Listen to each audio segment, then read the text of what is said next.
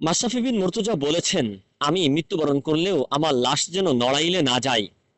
সামাজিক যোগাযোগ মাধ্যমে এ নিয়ে চলছে তর্ক বিতর্ক। তবে সাধারণ জনগণের কথা জানতে যুক্ত হব একেবারে সাধারণ মানুষের কাছে।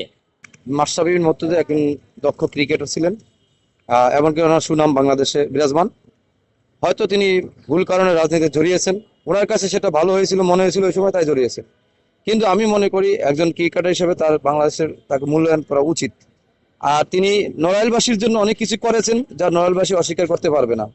তার খেলার টাকা দিয়ে উনি ব্রিজও করে দিয়েছেন, অনেক মানবিক কাজ উনি করছেন। সেই হিসেবে নড়াইলবাসী ওনাকে গ্রহণ করা উচিত।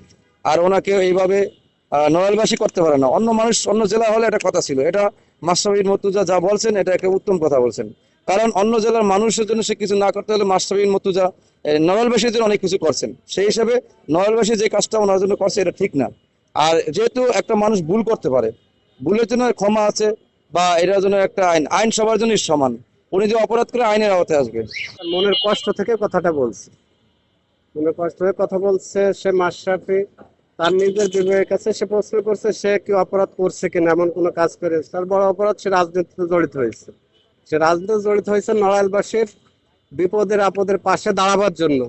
আর আমরা বাড়িতে যত জানি মাশরাফি যথেষ্ট একটা ভালো ছেলে। সে যথেষ্ট কিছু নড়াইল নড়াইলবাসীর জন্য করছে।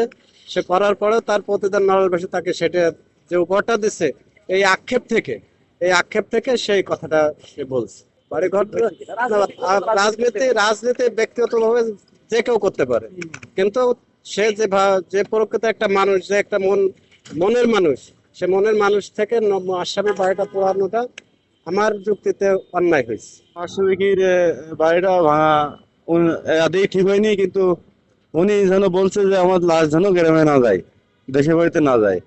তাহলে তার মনে কতটা কষ্ট লাগছে, এই কারণে সে বলছে যে আমার লাশ যেন ওখানে না যায়। সে একটা খেলার আদি, এটা ভালো প্লেয়ার। এই কারণে তাকে, সে কোন বিষয়ে কিভাবে রয়েছে সেটা তো আমরা জানি না, কিন্তু আদি চাই যে তার ভালো থাকুক, ভালো একটা খেলা প্লেয়ার, সে খেলার মধ্যে চলে আসুক, তার দোয়া কামনা করি। শুনলেন তো সাধারণ মানুষের কথা, কিন্তু জানতে চাই আপনার মতামতটিও। সেগুলো জানাবেন এবং আমাদের সঙ্গেই থাকবেন।